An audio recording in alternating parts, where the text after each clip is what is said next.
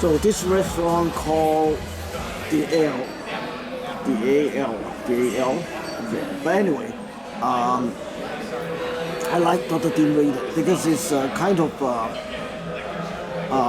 forefront scientist for ESP. So he belonged to an organization called IONS. That's probably the Institute of Noetic Science. Noetic Science, sometimes I don't understand what's that. Noetics basically is talking about rationally, the pure intellectual or something like that. But anyway, that's a very special word, noetic. Okay. But anyway, I respect Dr. Dean Radin because he's a kind of leader of exploring ESP.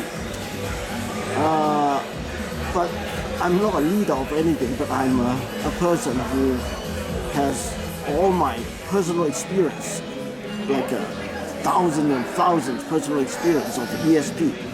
So sometimes I felt that if I could coordinate or cooperate with the scientists in this field, we could mutually benefit, because the problem for the scientists is that they don't have that experience, or they don't have that many experience, and most of the time they try to generate the theory according to other experiencers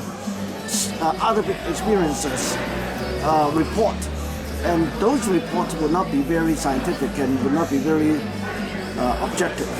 And because the experience of ESP is at the moment that your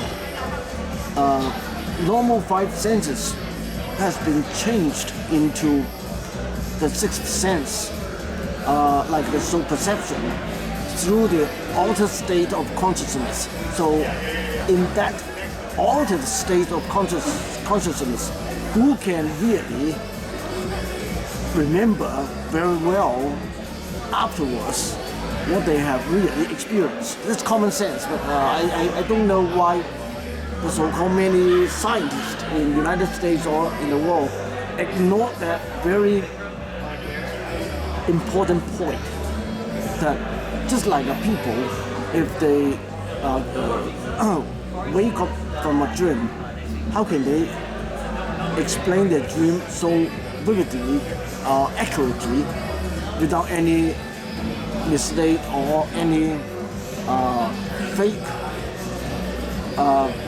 story about the dream itself? Okay, so that's my difference from any other experiencer or the scientist, because I create a way that even during my time to experience the ESP, I could still, with the existence of my wife, to record what I really experiencing at that moment. So through my nature as being a skeptic and my rigid volition to take out the truth of the ESP rather than trying to prove anything or any theory or any principle that other people in the world had already jumping into the conclusion. So through that process, I really find out a lot very new, like noetic, very new discovery about the truth, or basically I could coin it as decoded the myth of ESP. But anyway, that's not the point that I want to talk about it, but I received a letter from Dean Radin.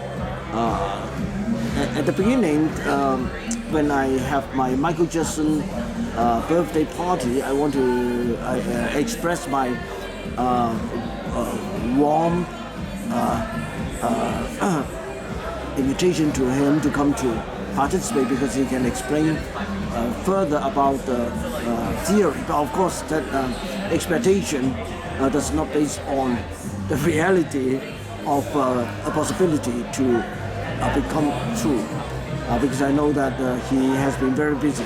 And of course he replied that because that time the mayor of the city also committed to come to participate in my birthday party, and I feel very well-known scholar also come to participate in my birthday party. Anyway, especially Dr. Yang Jianli, double doctorate degree obtainer that I respect very much, that also come to celebrate my celebration, but celebrate my birthday. But anyway, Dr. Tim Radin explained that he has been very busy. Basically, whenever you want to interview him, because I mentioned that one TV station anchor would come to interview us. Basically, he said that if someone wants to interview him, they need to wait in line for months. Okay? What does that mean? To my opinion, it says, well, that means he's busy.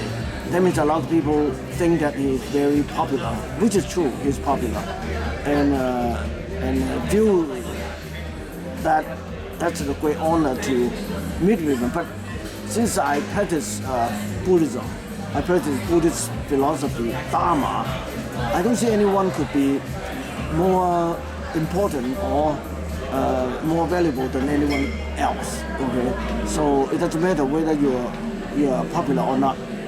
If you try to do something great, you could. And even though you carry a great honorable name or fame, it does not mean that you can. It could lead you to the ultimate truth. Okay, so I think that then I replied to Dr. Tim Radin that I understand you're busy, and after on September 20th, I recorded my sixth sense experience, that through my sixth sense and even close my eyes. Usually I blind my eyes, but that time I forgot to blind my eyes. But I'm a very honest person too. I close the eyes all the time, and I could detect the contact lens that my wife had hidden successfully, and I recorded into a YouTube video in order to let the people can see it, and I forward that to Tim Radin and to tell him basically that I could face the challenge if he want to be tested with very rigid laboratory environment. I did not basically ask for being tested because that's not my point. I as a skeptic, as a person who would not believe in anything, I totally believe that my outcome is the ultimate truth. Because with so many data, so many recording, and so many seeing through the illusion to reach the outcome of the reality.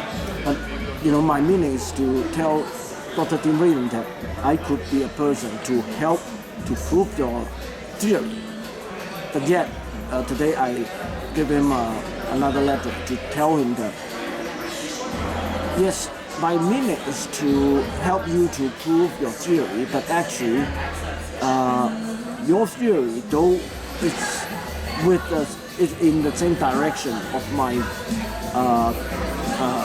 belief and my discovery, but actually I am afraid that to my understanding, your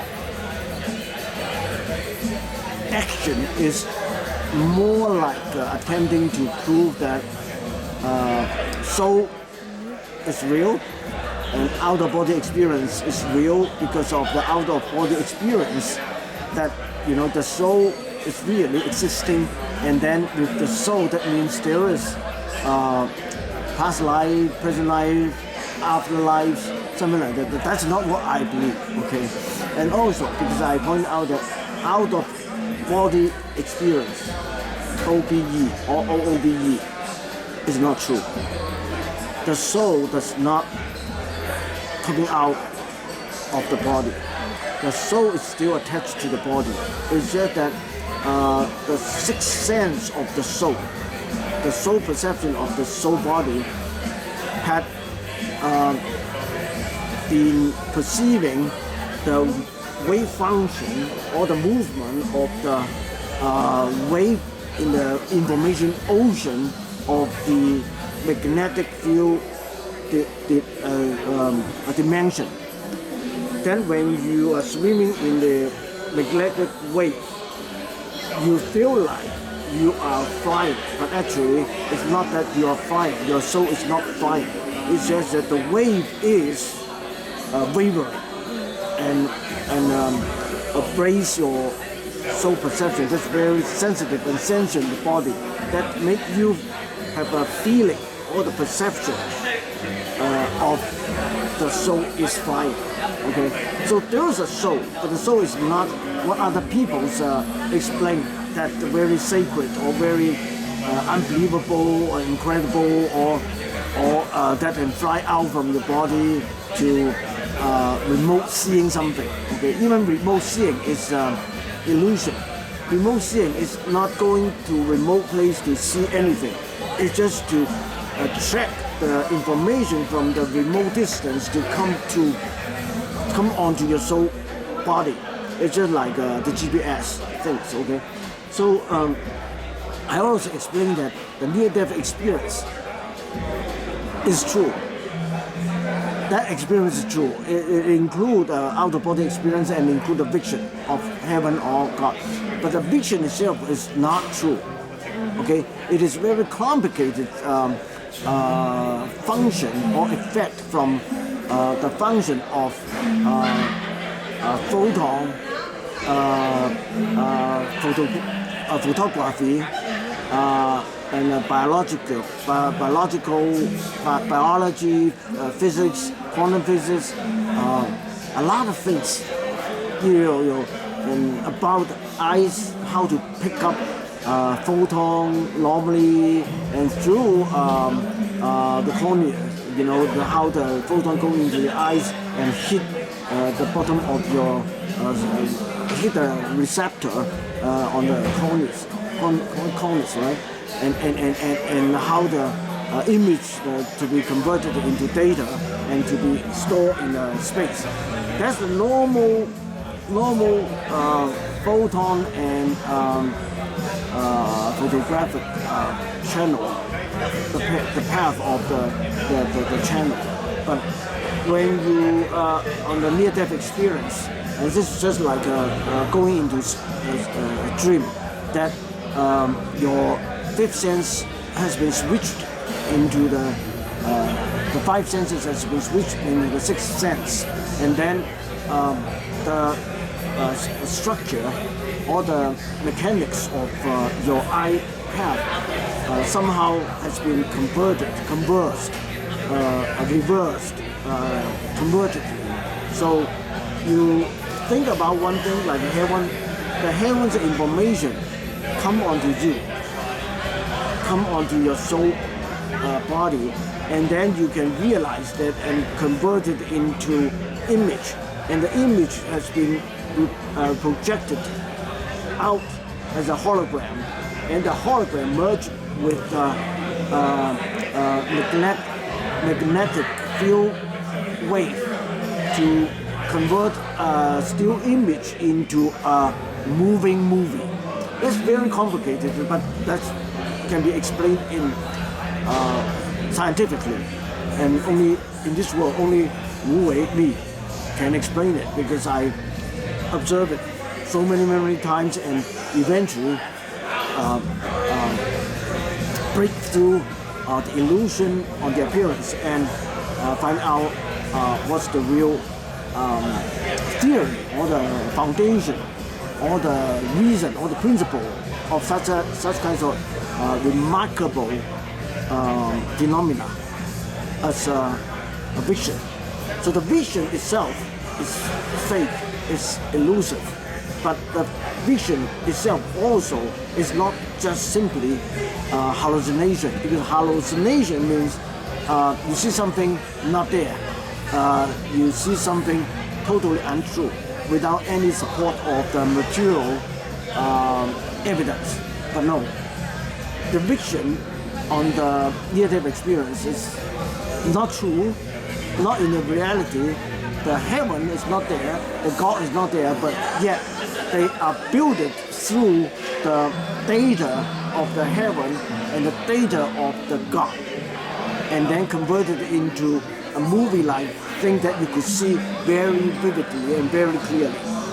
Okay, so it's not hallucination.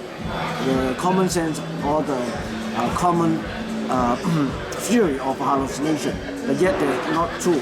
Or you cannot say that, oh, those people experience a near-death experience. When they wake up, they tell that, oh, I see God, I see heaven. That means the heaven and God are really existing there. No, I saw all the things many times, but I believe that there is another reason to explain it. But it does not mean that there is no God. There's no heaven. That's for certain, because the heaven is not like what they explain. Okay, but there is God, something like God, but there is no universe creator God. No, because the universe does not need God to create. Okay, and there is no all-powerful God, because if a God all-powerful, then just use a little bit energy to show that to us. Everybody want to see it, okay? But they cannot see it. Why? Okay? So God is not the Christian God that created for the interest and the selfishness of a human being. They want a father to be all powerful so that they can be taken care of. That's a good will, but that's not true. Can anybody, the father can take care of them, because they are all powerful? No way, right? So God is going back to the old religion, that it's only a little energy, little computer center, little spirit that can be communicated with human beings through the soul, and they can master information. So seemingly look like that they are very powerful because they can master information. They know all the things that human cannot know that well without the assistance of vehicles or tools. So they look like powerful, but they are only operating in the information system, in the information dimension.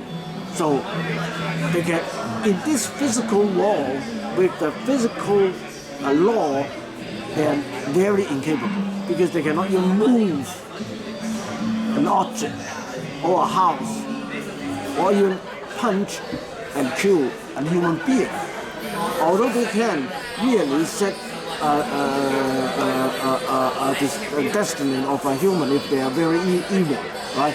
Through another way to control their mind, to make them receive the wrong information so that they go to the end of their life. Okay, so I want to tell Dean Radin that it's not how popular a scientist should be pursuing to be. Is that as a scientist, to my opinion, they should pursue rigorously to know the ultimate truth of the universe. That's a great payback.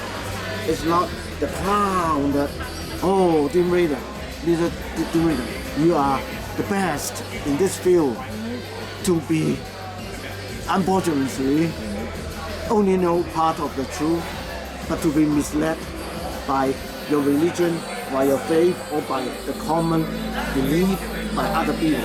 No, Dr. Dean Radin, listen to me.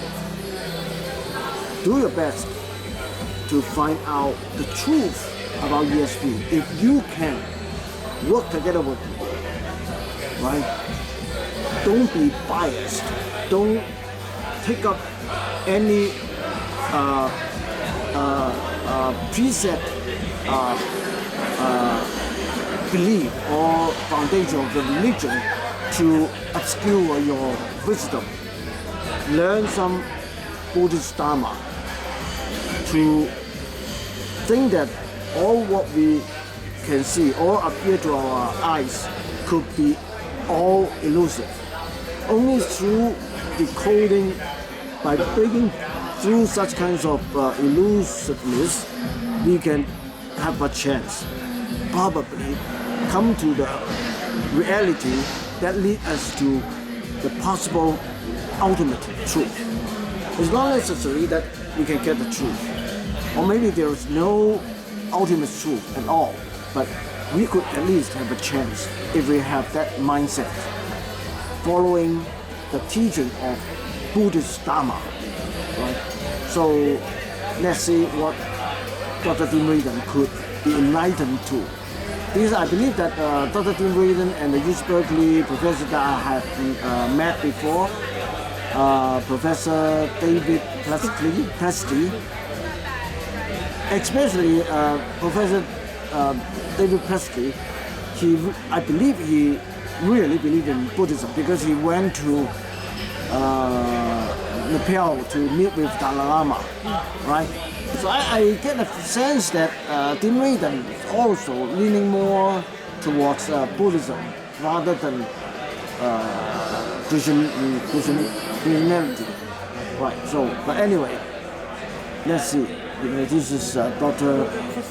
Christie, the one that I have met for at least 5 times to talk about ESP experiences. So sometimes, and well, I need to understand that it is not my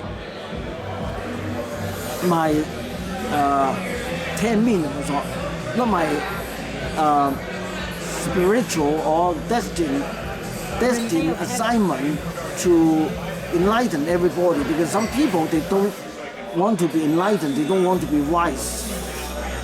No, there's no way could bring them to a phase a little bit more wise. Okay, so let it go. You know, human being, like Buddha has said that they're always very ignorant. Okay, so my assignment from the one is to try my best to find the ultimate truth about the soul and explain with this show how human being could become so remarkable time to time that they could experience ESP experience, and what's God and what's the one and what's Buddha. Basically, they're all the. If we have a sense about computer, about how the computer functions, then we could understand what God would be, what spirit would be, and need to, first of all, put aside all those bias and prejudice from all different religions, because those are all the human generate theory about God, about spirit, about Father, about Buddha or anything, the spiritual entity, because they're all wrong. Okay, because human beings actually are very wrong on one thing, that they say something, they write down something as for Bible or any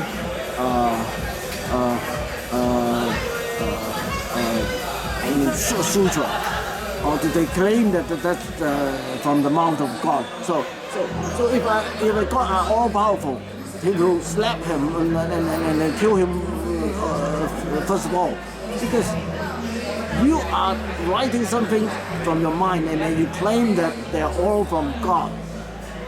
If God are all powerful, they are shocked and angry, and the disciple who write Bible would be pushed away to another dimension of another moon. Okay, anyway, that's what I thought at this moment. Okay, thank you. That's a cheer. Toast, toast. Toast. I toast with my very beautiful wife. Okay. Okay. All right. Thanks, the one to give us this a very precious moment to talk a little bit about what's in my mind. Thank you.